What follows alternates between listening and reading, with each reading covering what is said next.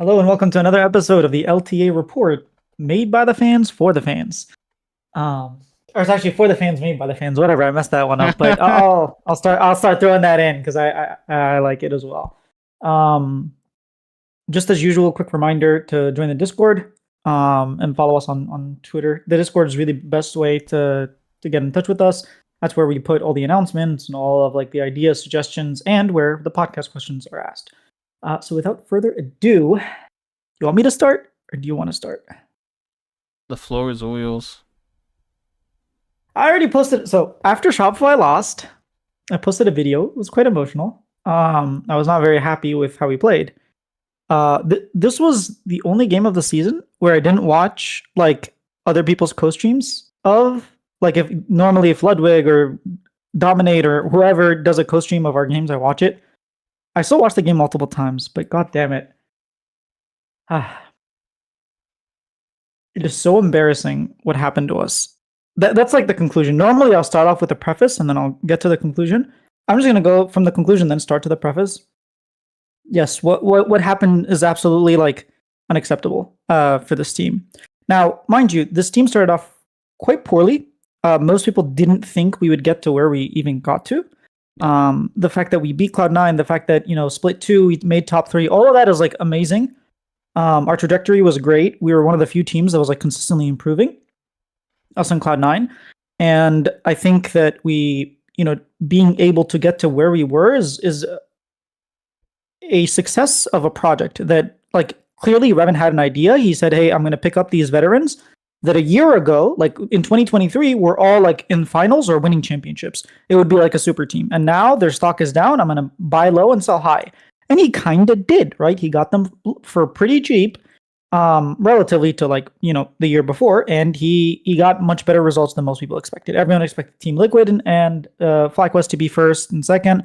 And then you have Cloud9, and then like people, Azale had a 7th. Like that's just to sum up. Azale had a 7th. Most people did not believe that Bvoy and Palafox could carry us to anything beyond like even near top 4. We broke top 4. Having said that, I watched game 5 like so many different times because of one, it was a short, relatively, I think it was like 28-minute game. 2, because nothing happened good to us. I'm not going to talk about the whole series, but I will touch upon like specific things that happened in Game 5. It is completely and entirely unacceptable for a professional League of Legends team to play like this.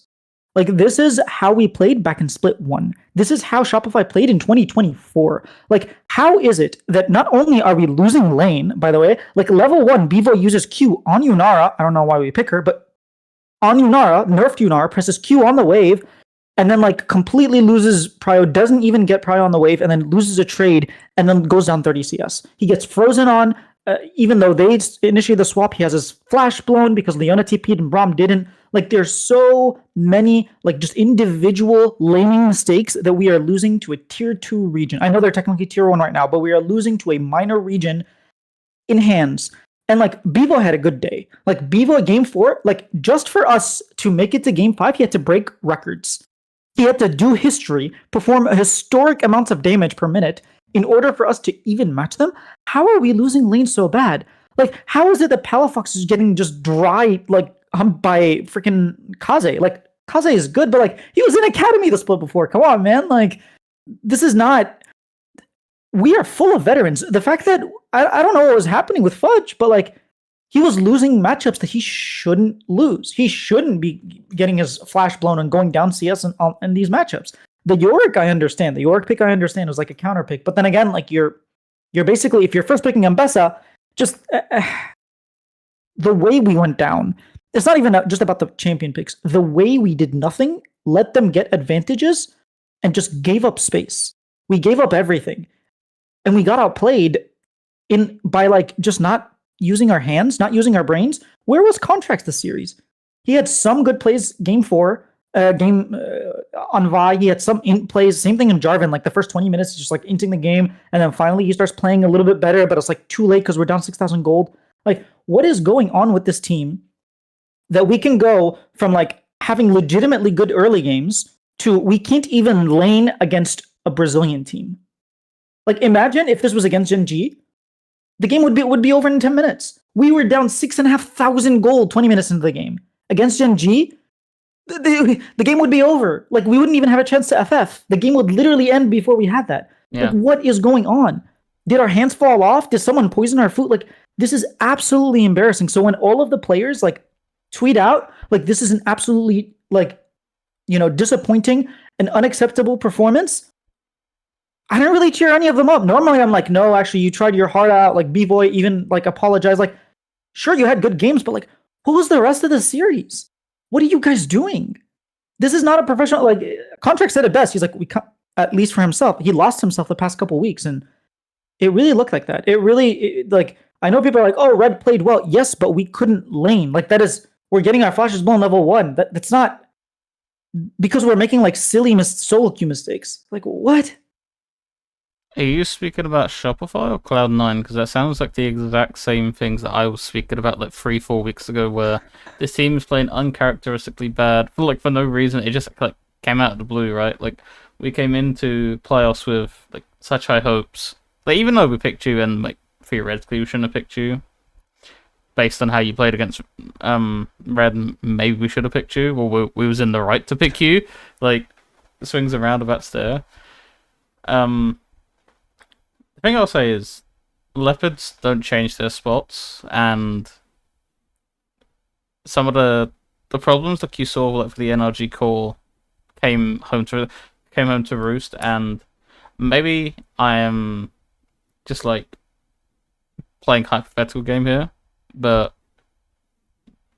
the other half of the NRG core is doing very well in 100 Thieves, and you have this side of the coin who completely mentally collapsed, and it really bugs me because I called this out last week, right, when talking about their mentality, and now you're looking at two players in Contracts and Palafox who had the wrong mentality going into the rest of this playoffs versus the two players in FBI and Duckler who had the correct mentality.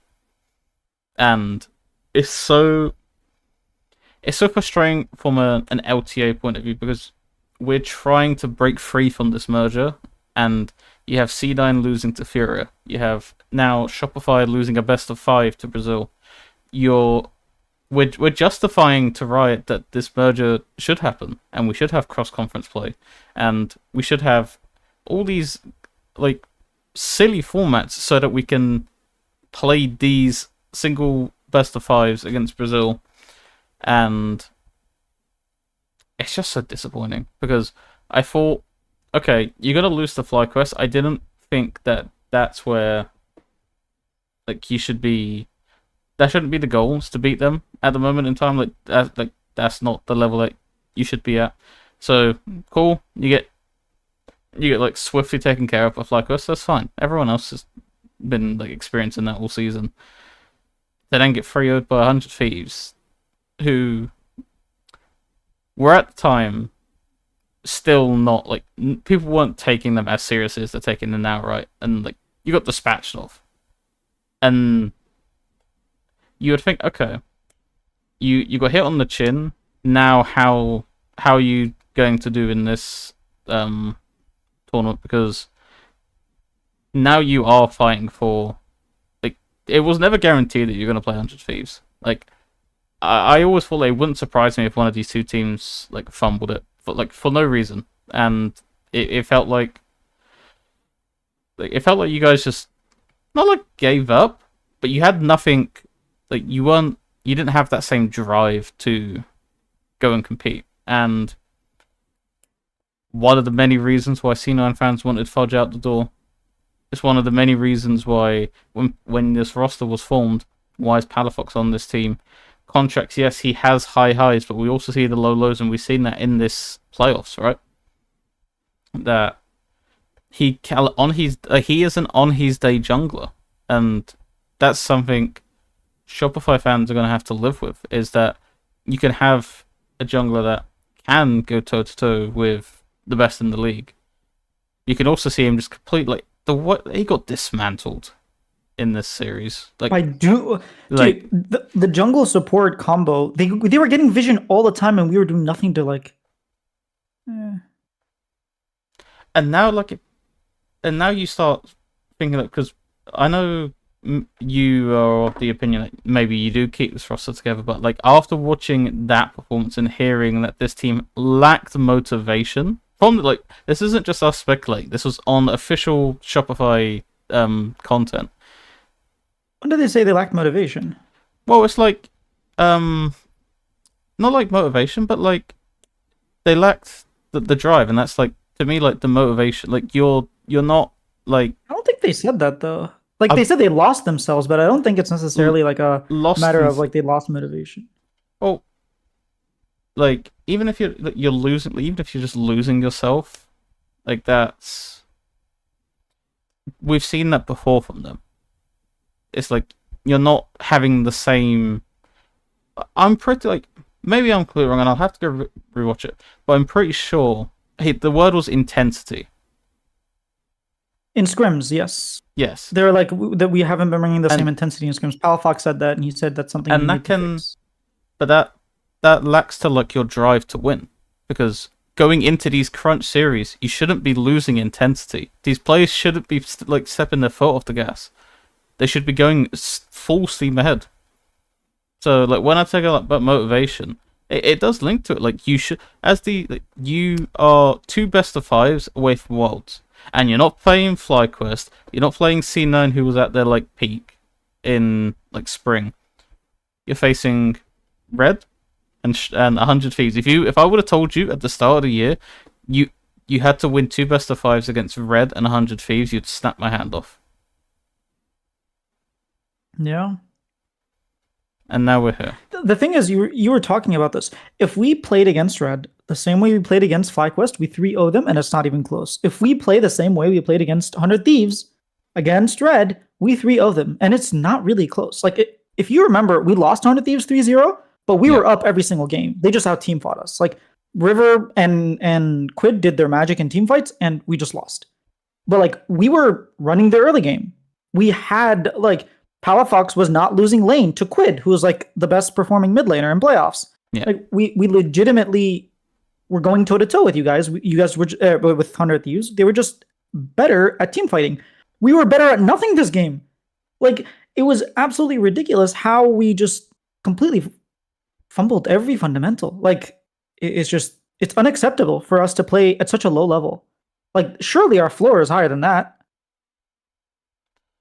And well, now you're getting into this question of, like, should we see more cross-conference games? Because clearly, based on EWC and LTA championships, that these Brazilian teams, you have to at least respect them. You can't just go into it thinking you're just going to swift 3-0 them out the door. And I do think that outside of 100 Thieves and FlyQuest, a lot of these teams in playoffs has like fallen off, and I think some people made the argument, well, if you would have given like DSG a couple more weeks, you never know where that could have taken them. So yeah, the question I would ask you is like, where do you want to go from here? So before that, I'll actually answer your first question because it's quite interesting. Should we see more cross-regional play? I actually think the answer is yes. I don't think us losing is like necessarily a bad thing because of the cross-regional play. I think this should in no way, shape, or form justify the merger. No, I agree. Having cross-regional play, like the format, like look, we can have whatever cross-regional play, put all 3 spots up, and if we lose 1, if we lose 2, if we lose 3, whatever, the better team gets to go. I understand you want to guarantee at least 1 slot. I get it. But like at the end of the day, our format, our advertising, and like everything around the league is just bad. And we can actually like, after I answer your question, we can segue a little bit into like the problems not necessarily being, oh, Brazil and NA are together. It's the way they chose to implement it, the way they chose to like kill off everything good from 2024. But that's just my opinion. And then for your other question, like where do you go from here? I think the obvious answer that most people are going to look at is like just change your mid laner. Like your AD carry is clearly good. I don't think after 2024, people are like, oh, B-Voy, like he was good once, but he wasn't. I think now everyone can say B-Voy is a AD carry that can win you a championship. I don't think anyone can like argue that. I think our bottom lane was completely fine. I think Fudge really proved himself. I think Contracts had high highs. He also had low lows, but I thought he was doing a much better job at like maintaining consistency, especially towards the end of split 2 and split 3. He was like one of our players that really didn't have lows. He was like either average or above average, whereas Fudge was always above average. Um, you look at replacing the mid lane. I've already spoken about how I would like what I would do, but again, I'm not the coach. I don't know. I'm not the players either. Maybe some of these players don't want to play with each other again. I don't know. Stuff happens. Maybe budgets change. God knows. But yeah, I mean, the obvious answer would be, hey, get an upgrade on your mid lane who doesn't lose lane, who doesn't sometimes just choke. If you could pick up a Quid, that would be incredible. Like imagine Quid, B-Voy being our 2 carries. Like I can see us winning a championship with that roster. I mean, I could have seen us winning with this roster too, but that's a different story. And then obviously, I don't know if you need to do something with coaching staff or what you need to do. I think Tamonte was an amazing pickup. I know that we have a little bit more of a coaching staff than like just the 2. Like we have like a sports psychologist. We have other like analysts that work as well. So it's not like it's just the one coach and one assistant. But I think that's really up to the coaching staff to look at themselves and like try to see what they were lacking in, or like what caused this collapse. Is it something that they can avoid? Is it something repeatable? Because it sounded like he was very like Palafox was frustrated about it. A week before it happened, he was like, "Hey guys, like stuff isn't going well, and this is not the time for things to not go well. This is when we should be peaking." To what you were saying, this is when we should be peaking, not when we should start finding our like struggles. So maybe some sort of addition to coaching staff, maybe a positional coach specifically for someone like in case like there's like disconnect or something. But I would really want to see the core of this roster, even if it's all 5. Like I want to see the majority of these rosters stay, majority of these players stay. I thought Seus did a really good job at like catching up to the supports of the region. I thought when he first came, he was mechanically good and like strategically lost. He did a pretty good job at like recovering. So I would be excited to see him in year 2. And I'm not excited for year 2 of this project, to be honest, because I'm still like heartbroken. But I'm sure after Worlds finishes and like, you start to get excited for the next year, I'll be like, okay, all right, let's see what they have in store. But personally, I would keep our coaching staff, maybe make 1 or 2 like slight additions or something. And then, like keep the core of the roster. I don't know. Does that sound reasonable to you? It just really depends how the market shapes up. Like because like let's say a Blabber comes available and you're a big Blabber fan, like do you take that chance? Do you not? Like I think mid lane, I think you're going to be fine because I think there is enough out there that if you decide to go for an upgrade, that there should be an upgrade available. Like whether that's an APA, whether that's Quid, who knows? I think one of those 2 will likely end on your team, but Blabber or APA or Quid? Maybe like unless Quid decides that he's gonna take his chances in LCK, which he very well could do. He's a very, very talented player. So if you're Quid, where do you go? Do you go to LCK or do you stay in NA? Based on Berserker, I'd say do not go LCK. Because this guy went from like top 2 to playing bottom, like literally struggling to get a single win. Yeah, I would as well.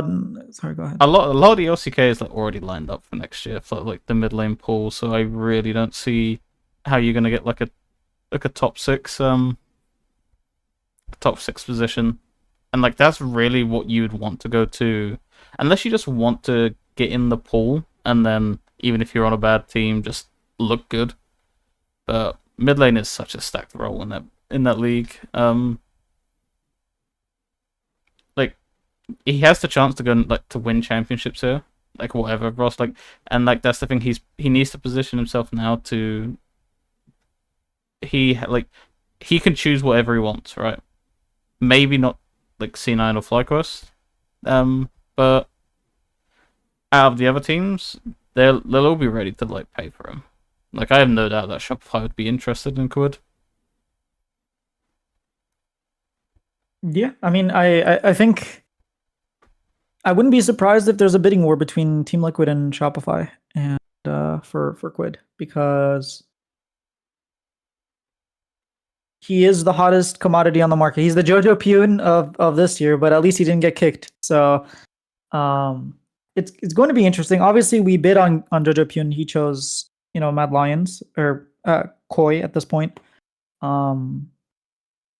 Obviously, who knows what would have happened if he joined us? Maybe we just like go last twice and or 3 times. Who knows? But either way, yeah, I think if I was Quid, I would stay, because like you said, you have an opportunity to win championships. You have an opportunity to like grow your brand. I think it might be a little bit easier here than in Korea, just because like if you have to play on Nongshim, like it's going to be very difficult to break in. Like if you get a chance to like replace Zeka or something, then sure. If you go to Worlds and like you stop Zeka in lane and you get a chance to like replace him on Hanwha Life, then I'd say sure. But like if you're joining a Nongshim or a Bro, probably not. Nah, that's something like unless. But and like to be fair, I don't think Quid is at the level to where he should be like looking to replace any of these mid laners that are in like the upper echelons of LCK, because like even BDD is like fucking phenomenal, like yeah, BDD is like, and that's the thing, like, and he's actually KT went what, like have made world, so I can't even say like they're the 4th place team anymore. Like look, KT may have beat Gen G, but you could say BDD beat Gen G. Like that was incredible. Yeah. Like I remember when like the Reddit rumor mill was like throwing around like names that we could get like as a mid lane, and they were saying like Saint, Ziddy, etc. And then they like at the end they put like BDD. I was like, dude, if we ever got BDD, it's just over. Like if we ever got BDD, it's over.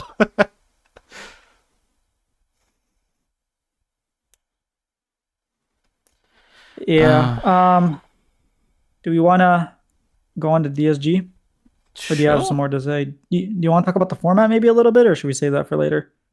We can do it now, I guess. The only thing I was gonna say is I keep finding as a C9 fan more ways to be annoyed. Like watching your series, like man, like how did we let that happen? But yeah, you did the same thing at MSI where you're like, oh my god, imagine if we were there, we would have beat G2 instead of Furia. And it's like, you guys just can't get your break, can you? No. I think one of the top comments on the Reddit thread after we lost to Red was the real losers of the series are C9. Yeah, we actually are. But then again, we also almost lost to DSG, so like yeah. Also, you got knocked out by like a legit, like playing well. We got knocked out playing like crap. Like at least you, like when you played 100 Thieves were playing really well, and so were you guys. Like that's what's really like really weird about this playoffs. Like we lost two full 5-game series where we were half playing good, half playing terribly in both best of 5s. Yeah, your game 1 kind of. So I honestly, you guys should have won that game 1. But anyways, it's history right now. Yep. DSG, man. I just want to talk about DSG. So, you might be wondering, why are we talking about DSG? This guy's toast. Like, I just want to play a hypothetical situation with y'all. Let's say you are a guest in the league, right? You're the promotion relegation spot, and you join the league, and it doesn't matter how well you do or how poorly you do. At the end of the year, you have to play for your life. If you lose, you get relegated. If you win, you don't, right? Scenario 1, you win. Amazing. No problems at all. You won your 3 best of 5s. I think it's like a double elim. It is a double elim. You get placed in a bracket. You win. You're back in the league. Everything is great. You keep getting your stipend. It's awesome. Now, you are playing against the top 3 teams from, from NACL. So you're playing against like Conviction and Luminosity. You're playing against like the winners of NACL, right? Now let's say let's say Luminosity. They have Tactical, they have Insanity, they have Fake God, they have Tomio, and they have Zazel. They're a really good team. Let's say they just beat you, right? They're all ex-pros with a lot of experience, and they beat y'all. Happens, right? Like, that's the whole point of promotions relegations. They get promoted from NACL to LTA. You get demoted from LTA to NACL, right? That seems logical. Wrong, because why would Riot make something logical? You don't get demoted into NACL. You might be wondering, well, then where do you get demoted? Do you just get, like, Mordekaiser ulted into nowhere? No, you get put down into Tier 3, not Tier 2, into the open OQs, the open qualifiers. Okay, well, while that does suck, you can go from the open qualifiers, you can qualify to NACL, and then you can play and like, hopefully challenge, right? That's what it should happen. Wrong. You can't do that either. You might be wondering, well, why can't you do it? Well, the qualifiers that take you from Tier 3 to Tier 2 are happening right now. So after we finish streaming, you should probably go watch. I think Brikachu and like even Raz is co-streaming it. So let me think about this. If the qualification to NACL happens before the relegations, if you get relegated, you have no chance to even qualify for NACL. So it's not even the fact that you get thrown into Tier 3. It's the fact that you're thrown into Tier 3 and can't make it to Tier 2 until next year.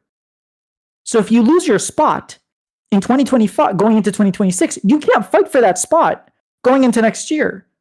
You have to fight just to get into NACL, and then the year after you can fight to get into the spot. So if you're DSG, you get knocked out end of 2025, the earliest you can be back in is not 2027, it's 2028. How does that make any sense?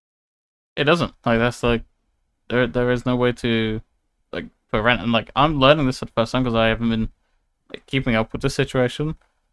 I'm not surprised, but I'm still like really like aggravated because that's not how a relegation system works. When you get relegated, that's in soccer. If you get relegated from Division 1, then you go down to Division 2, and then if you get relegated again, you go down to Division 3. That's how it should work in LTA. If Disguise loses, they go down to NACL, and then if they keep performing badly, then you go down into like the open qualifiers for 2027. You're not doing that. You're going straight to there, and then like you just said, they're not even getting to do that. You don't even get the opportunity. Like, if it was a case of like open qualifiers happen in March, right? Then I'd be like, okay, maybe you can like, sorry, not open qualifiers. Like, if the case was you can make it to the NACL qualifiers happen in March, I'd be like, sure. They lose the qualifications, they get relegated, they have like three months to prepare, or like 5 months to prepare, and then they can make it to NACL and then make it back for the next year. But they can't. They legitimately can't. I thought open qualifiers into NACL happened twice a year. They do not. It happened this year twice because teams like left in the spring, but they can't requalify. Going into next year, they can't. If they could, I mean, it would be reasonable, but they can't. It would be more reasonable, I guess. Imagine, like, if I'm Disguised, how is that, or any other NACL team, like, how is this financially feasible? Like, how is this a project that I'm like, if I lose my spot, I can't even fight to get it back the next year? Like, what am I supposed to do? It's just, I don't know how you can attract people to, like, fight for this. If I lose to Conviction or to LG, I should take their spot and they take mine. Why do they take my spot and I don't even get their spot? It's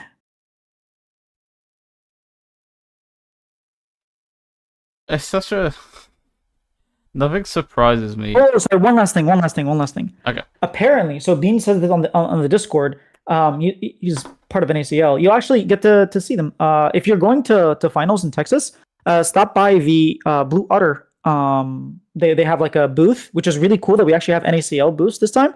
So you can stop by there. But apparently, Disguised Toast did not even know that if they get knocked out of the league, that they would have to requalify through through OQs. They wouldn't immediately be in NACL. They didn't even know that until like this week. What? Nothing surprises me with this region, man.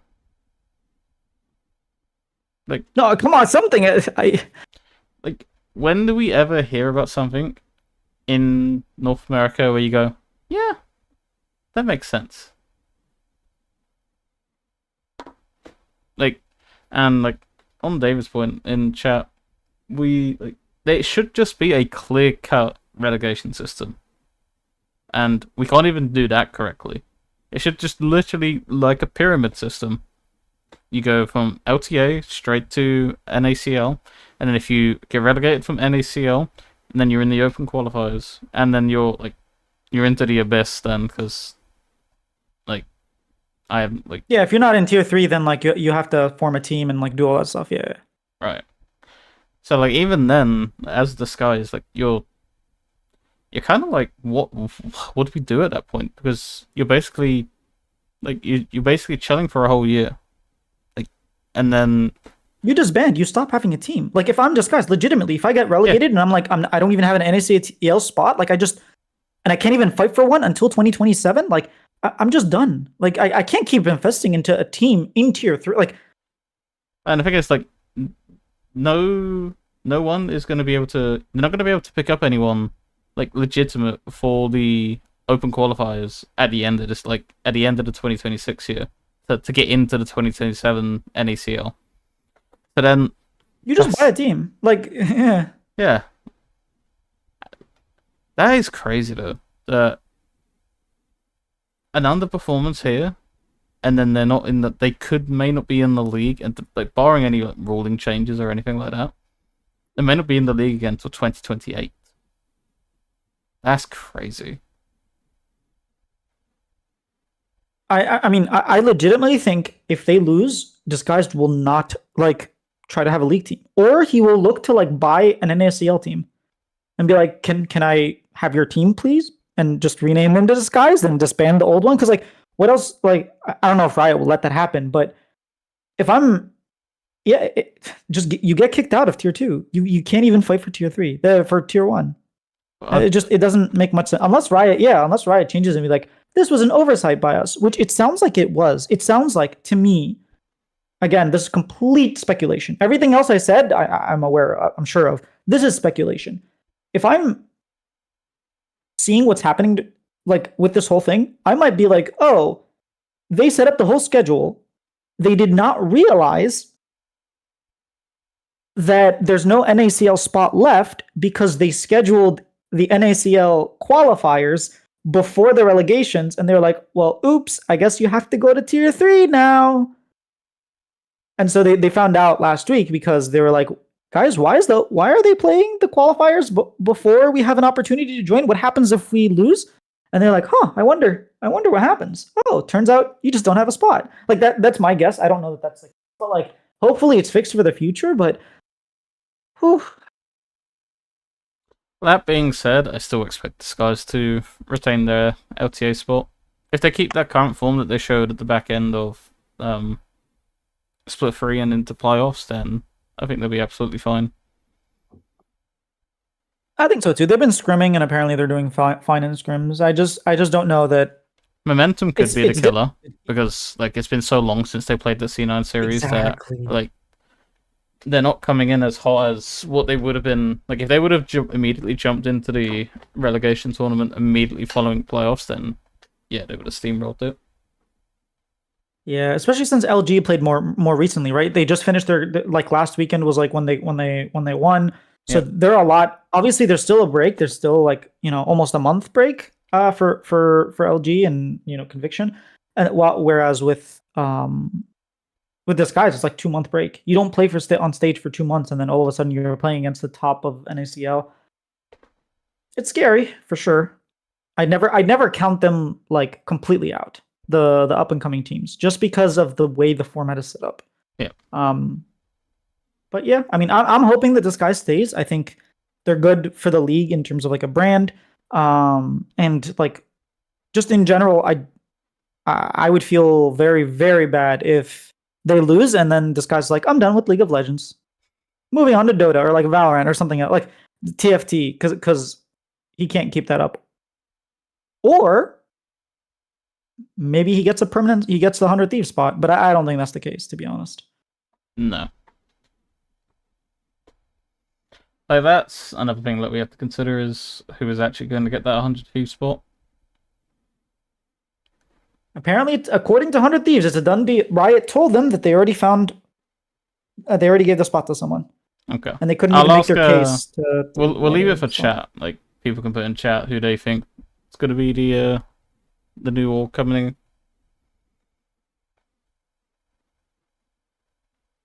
in.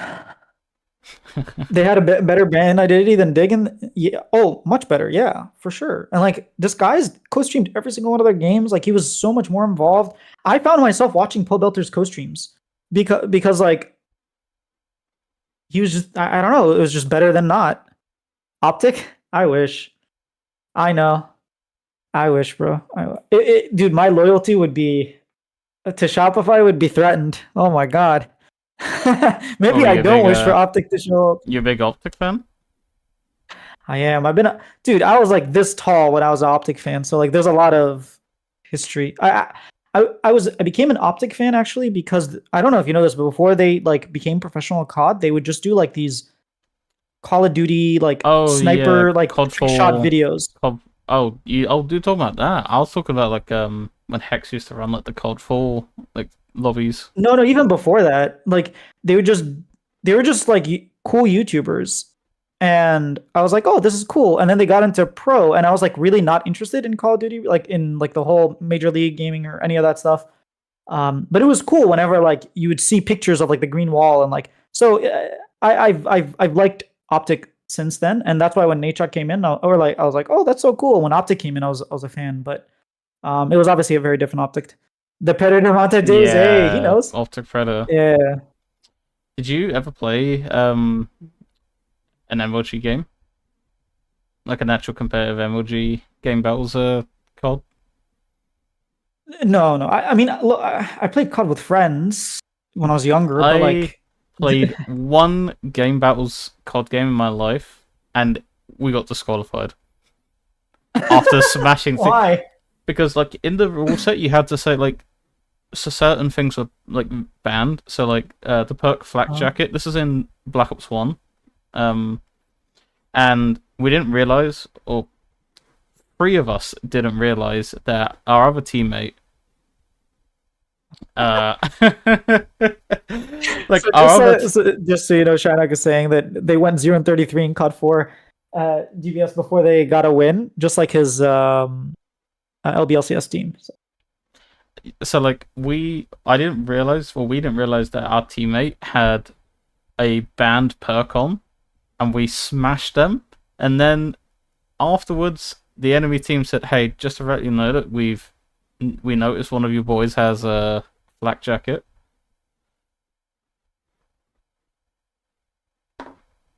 Yeah, it was insane. I did game battles on FIFA.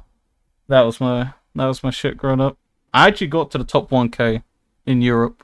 Wow. Like for a brief minute, I absolutely smashed the shit out of FIFA like in my early teen years. Dude, FIFA 2008 was one of my favorite. Like even after 9, 10, 11, 12 all came out, I just continued to play 8. Before like Ultimate Team like really took off is when I enjoyed FIFA the most. Yeah, afterwards it just like got a lot worse, like you said. I don't know about how it is right now, but I mean the last one I legitimately remember like playing a lot of was 2008. Like I understand the business model they go for now, but like literally in like 2 days you can have like a super team in Ultimate Team.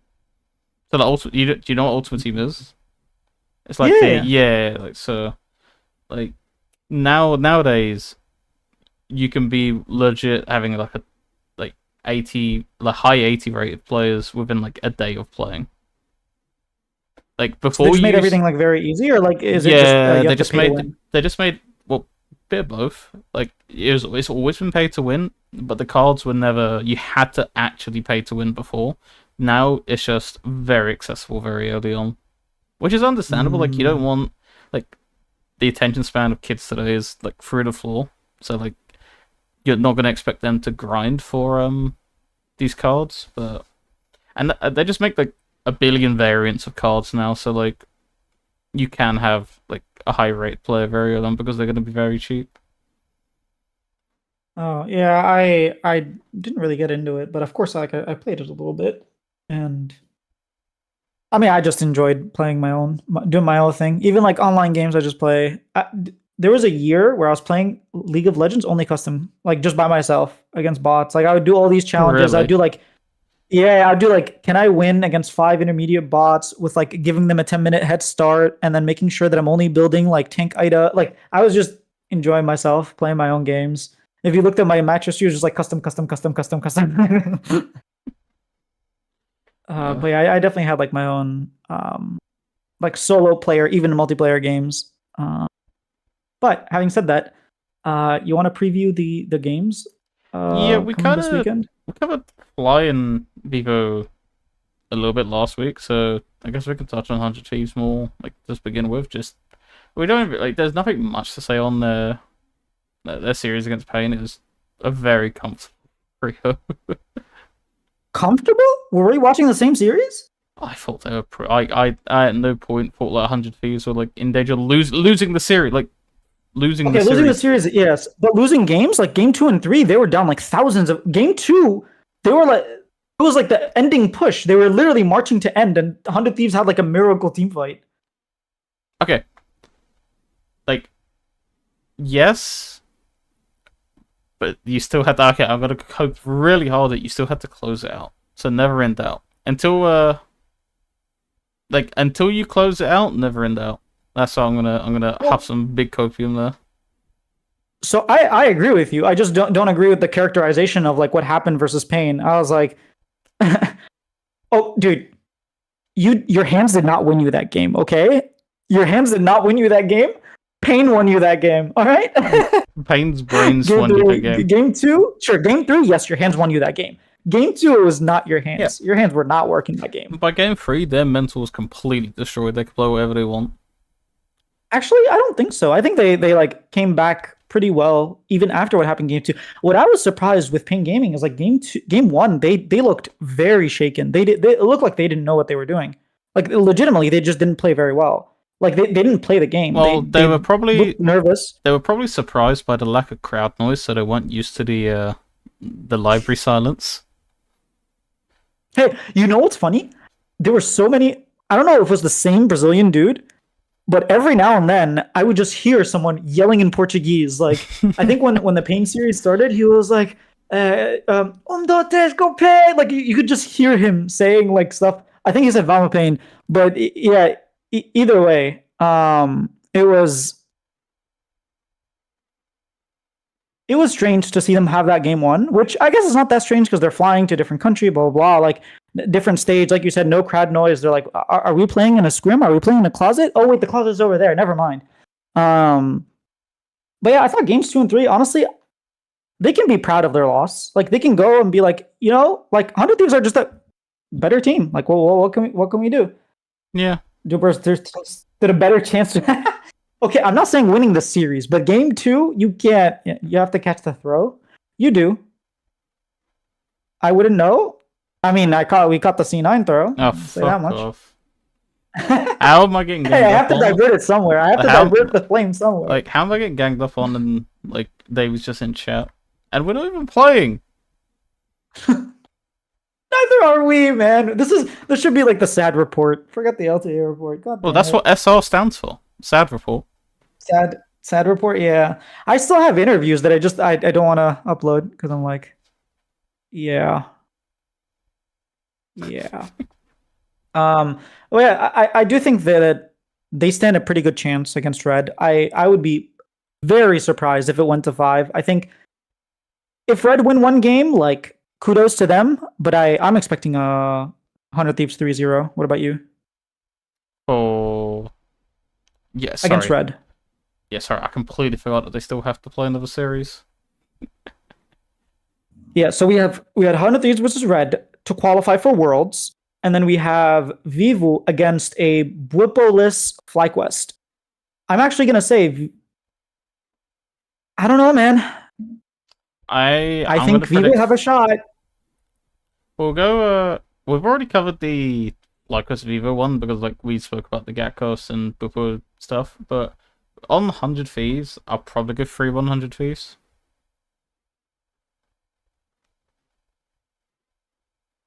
You think you're gonna win? 100 Thieves are gonna win the split, David? I can see it. I mean, honestly, I think you guys can do it, and I'm gonna be cheering for you guys to do it. Not because I want you guys to win, but because I want FlyQuest to lose. I'm not. So. I don't want Nadeshot to finally tweet out about his League of Legends team as they're out the door. But it would be fun. For me, it's about like who do I hate more? Like what do I dislike more? Would I rather take that or take FlyQuest winning?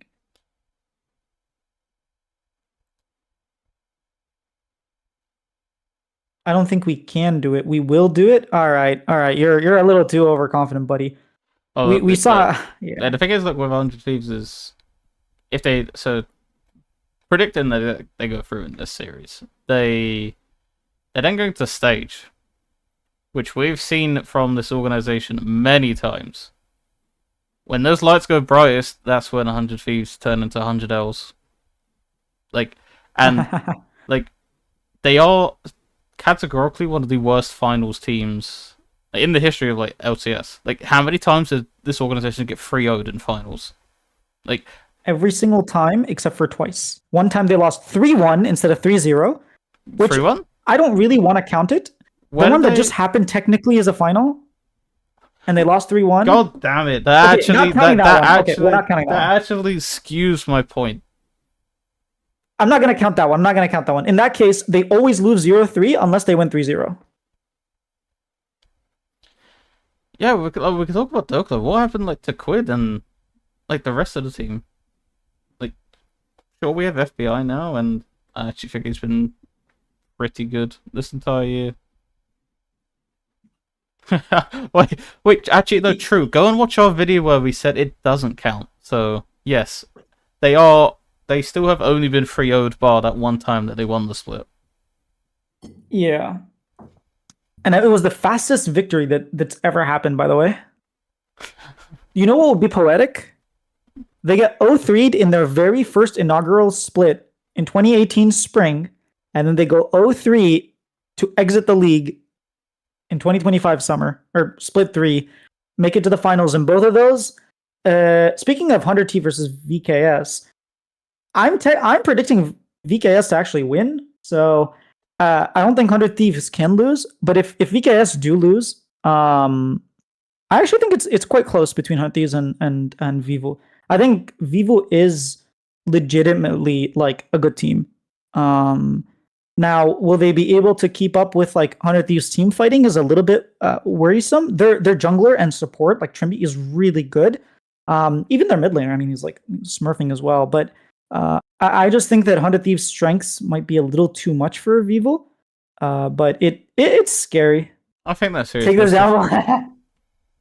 No, I'm predicting. Okay, FlyQuest doesn't have Bwipo. What am I supposed to do? Like, they're playing against a legitimately good team. And I think that FlyQuest are showing the most like cracks in their armor since like last year, basically. And I think that what's it called? Like, they don't have their top laner, and Gatkos going on like a big stage all of a sudden is not going to play well. 100T hater ever since they joined the league. Based. Loose, yeah. That's my coach.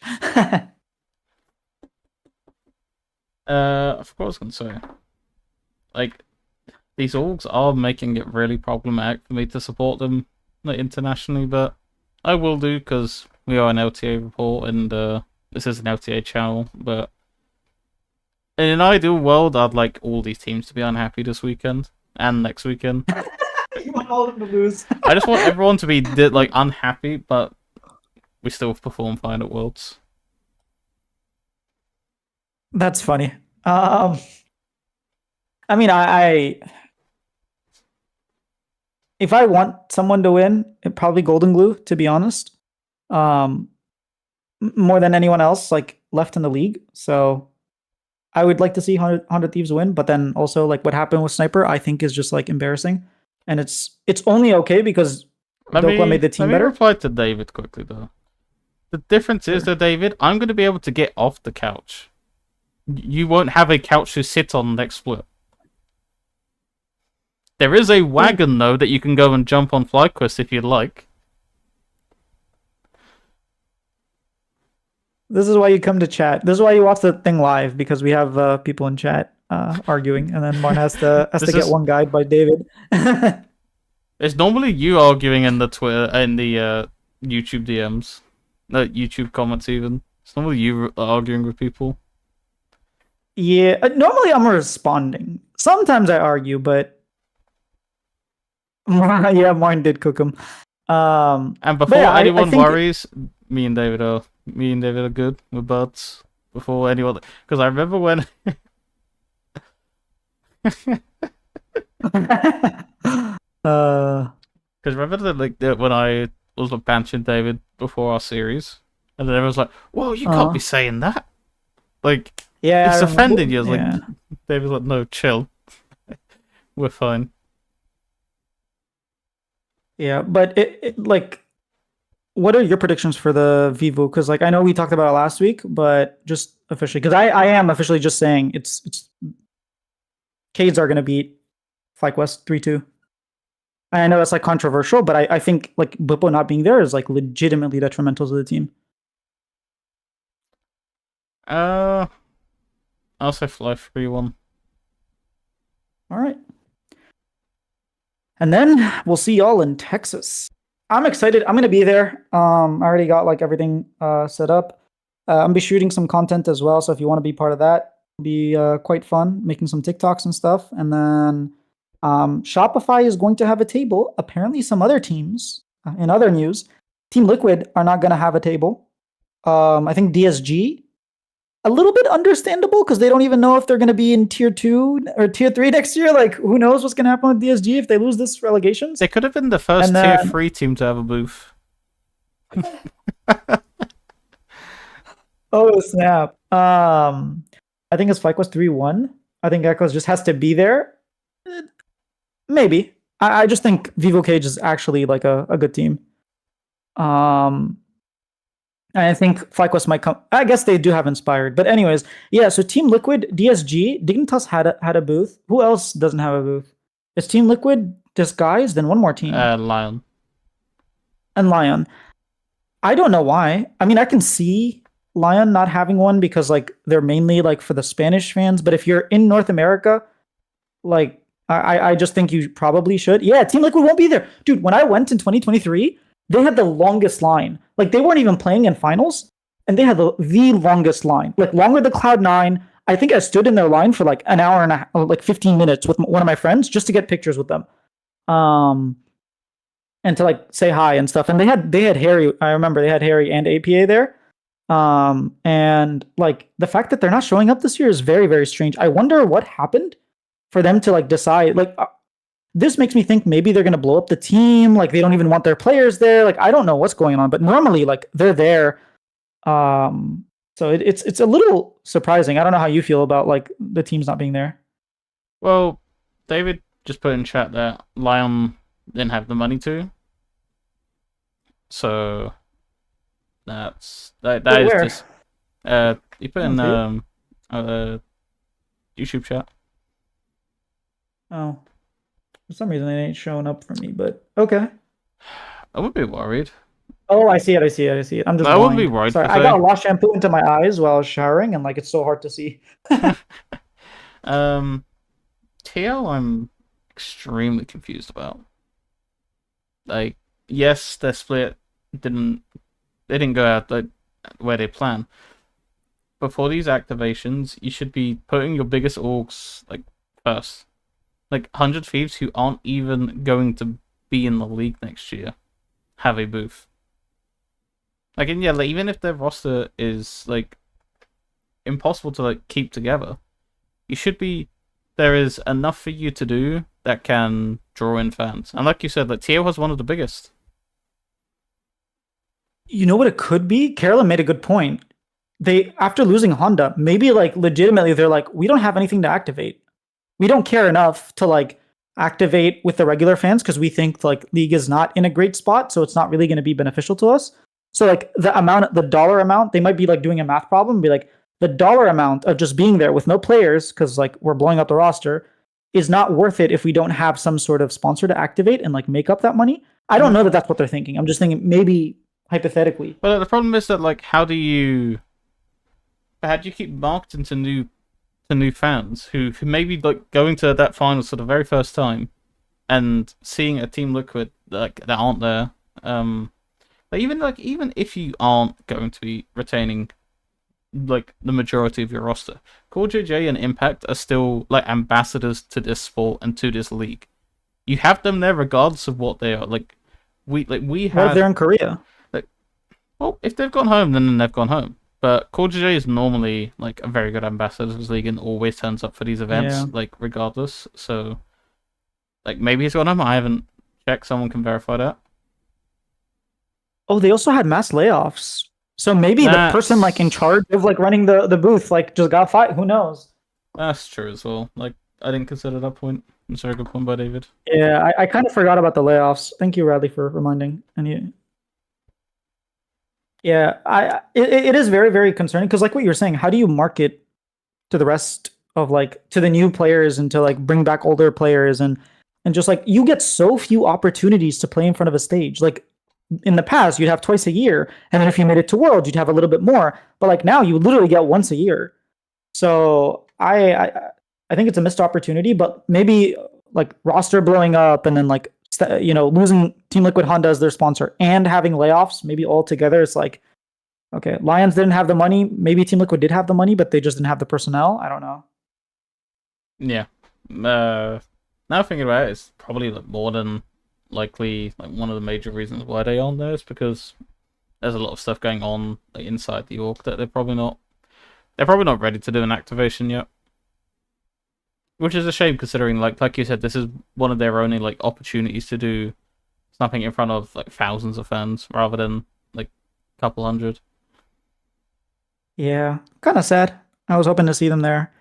I'm not gonna lie, like I wasn't too keen on going to the Lion. One of the things I enjoyed the most actually was I was talking like when going around, even the booths that didn't have players, I got to talk to some of like their marketing managers. I got to talk to like a VP at 100 Thieves. I got to talk to Papa Smithy. It's like it's not even like talking to the players. It's just like getting to meet other like people in the scene and just like kind of chatting, and like having discussions that I never would have really thought I could have. So that was like kind of unfortunate. I wasn't excited for Lion players to be honest, but like at least seeing like their staff and like getting to know them and just like talking a little bit makes a difference.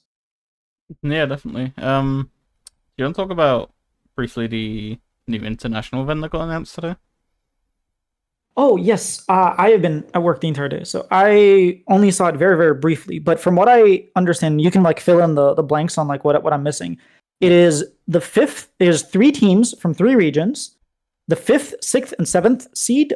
I'm assuming of like China and Korea, and then I don't know exactly. Is it LCP 3, 4, and 5?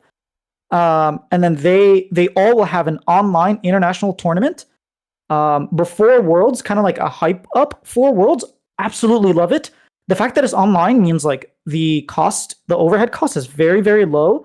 The fact that they're all like pretty much can all play on the Korean server, I'm assuming, or like they can probably all play on like a server where the ping isn't that big of a problem is great. The fact that we get to see teams that, I mean, Berserker didn't make it, but imagine if Berserker made it and like he made it to international tournament being 7th place in LCK and didn't make it being, 3rd place in or 4th place in on C9. It would have been like kind of cool to see that. But yeah, I mean, if I'm legitimately excited for this tournament, especially since it's pre-Worlds.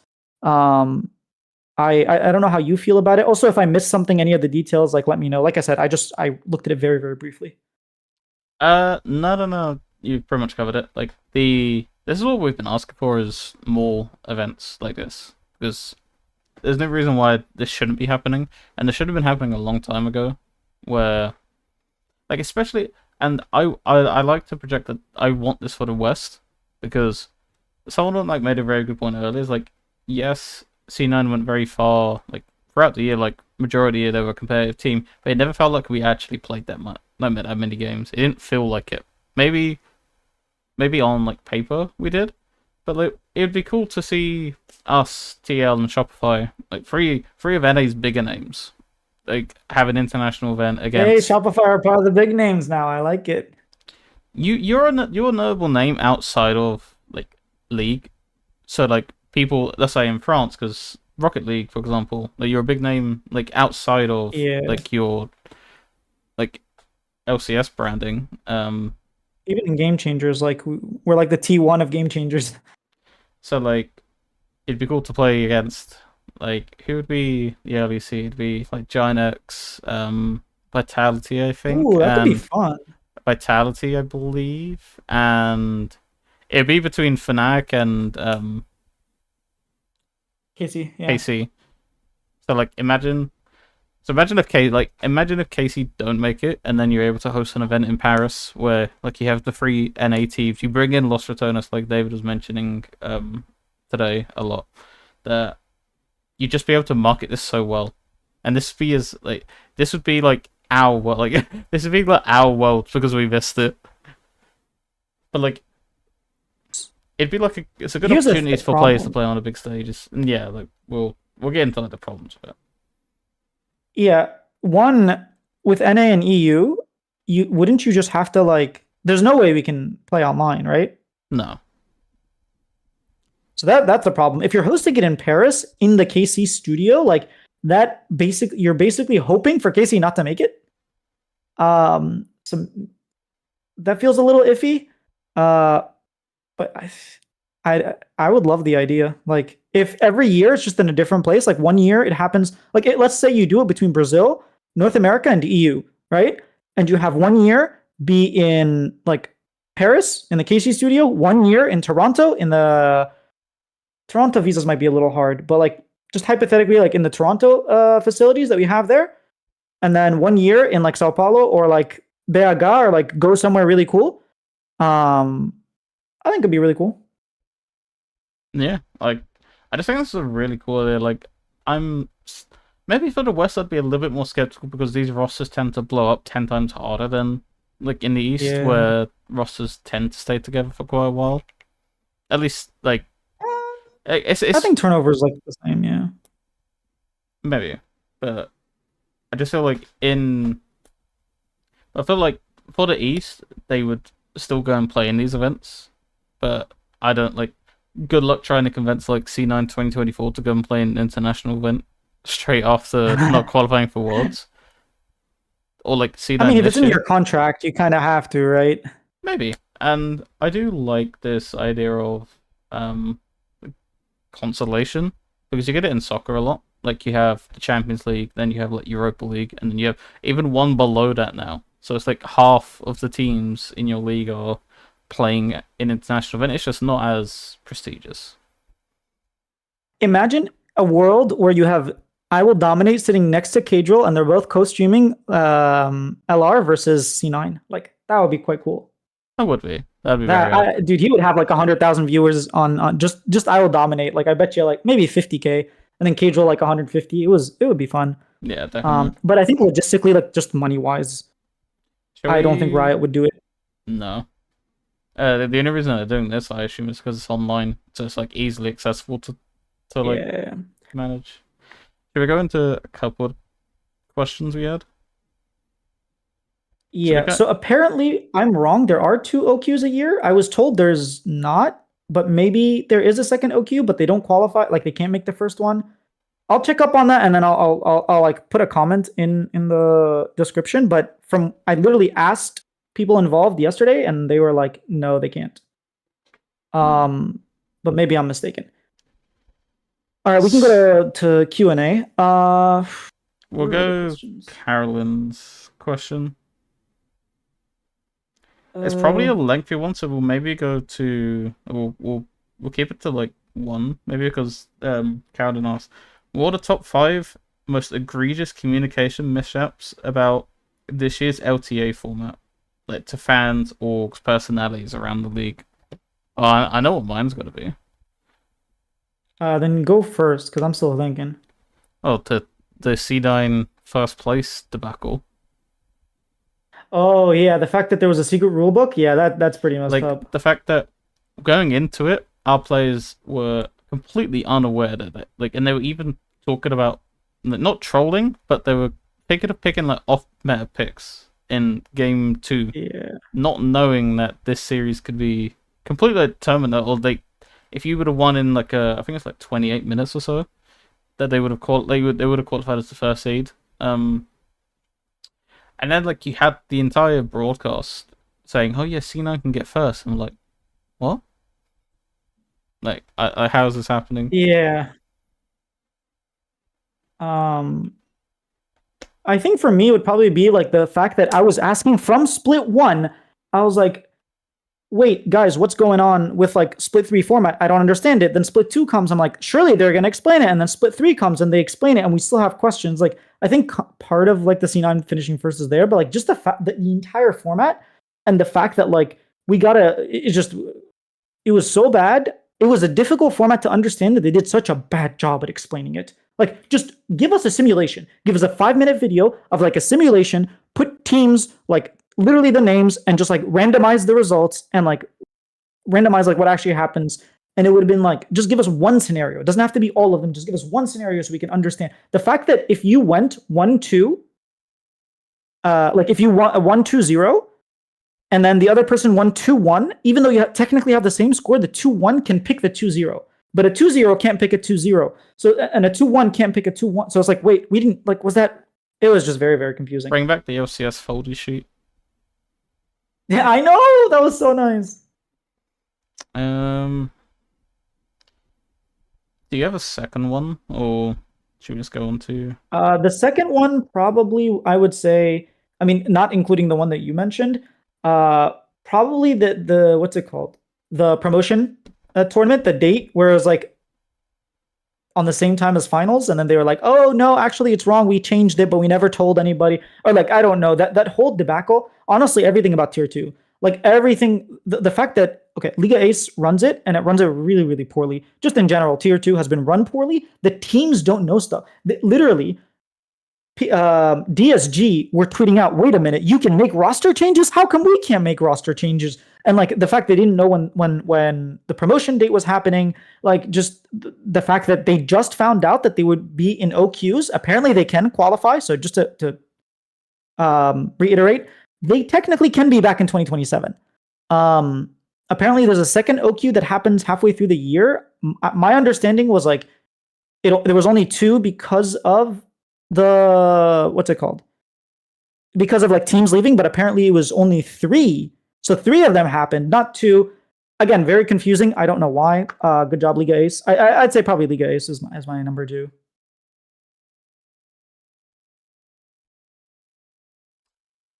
What would mine be? Acting like LTA South didn't exist for the entirety of Split 2, and like I really disliked everything about this merger this year because it never at any point felt like we were actually merged. Like you had in Valorant where you had the Brazilian teams and the other South American teams playing within your region, like consistently. Like they were in the same league, right? It's a 12-team league. What we got in LTA was okay. We're just gonna randomly ship our boys over to Brazil,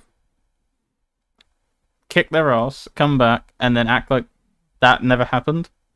And then at the very end, remind us, oh, by the way, we have this other league that we have to compete against. Like, did you feel like maybe I want to ask you as someone who had a team playing in that second stage, did you feel deflated after the NA playoffs, like before going into the LTA Championship? Because to me, it felt like I've already seen this story, and like I felt like everything had played out, and like that should have been it. Like it should have been 100 Thieves going to Worlds, second seed, FlyQuest first seed. Like we had the cool story, they had the cool gauntlet, and then now we have to go again. Like it it felt weird because it's not really marketed as an international event. It's just like it's meant to be this LTA. If they market it in a way that, okay, now that you've won your split, you get to qualify for this cool little international event that we're gonna do just before Worlds, like you're doing with the Asia Invitational, even though it's not this technically for the teams that qualified for Worlds, but at least you're doing this cool little international event um just before Worlds. Yeah, so honestly, like the way it was marketed was like if we lost, we were eliminated. If we won, we were alive. It wasn't like, but we technically weren't alive. We lost and we were eliminated. And then, but we also qualified to a different tournament. I think, like you said, if they were just like, hey, this is the championship, that tournament is a different tournament from the very beginning, and like they clearly made a distinction, then I'd be like, sure, I disagree. It shouldn't be that way. Like, it should just be because they mentioned multiple times the winner qualifies for Worlds. They didn't say the winner wins the LTA championship and is like our LTA champion and will guarantee himself a spot at World. Like they didn't say that. They were just like the winner gets a World spot. This is for Worlds. No one was saying this is for LTA. So maybe if they marketed differently, I wouldn't be as deflated. But the fact that the tournament finished and there was like, wait a minute, they won a championship and now we have to like play only a different Split 2 was the actual only finals that we had this entire year. So far, I think Split 3, obviously in Texas, will have a final, but like this final was not a final. Like I just don't feel it. Which is annoying to me because I want like continuity and when we go back to LCS next year, because I do thoroughly believe, and I will say this every single week that we have this podcast, I think we're going back to LCS next year. You need to establish that this Split 3 finals is a final and you market it around it.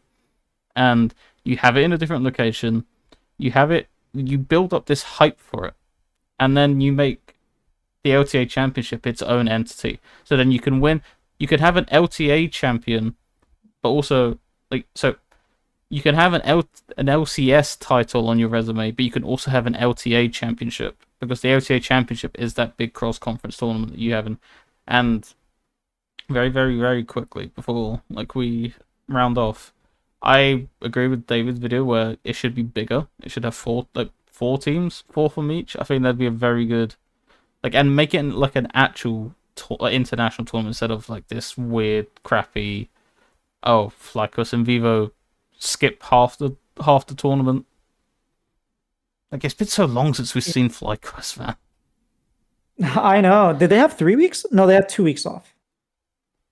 Oh, I'm sorry. They had 1 week off, according to Mark Z, right? Because if we don't see them for 2 weeks, they only had a 1 week off. Because normally we don't see them for. Anyways, last question here, real quick. If LCS, CBLOL, and LEC had a consistent schedule and format for more than 2 years, would it help with growing the leagues and closing the gap to the East?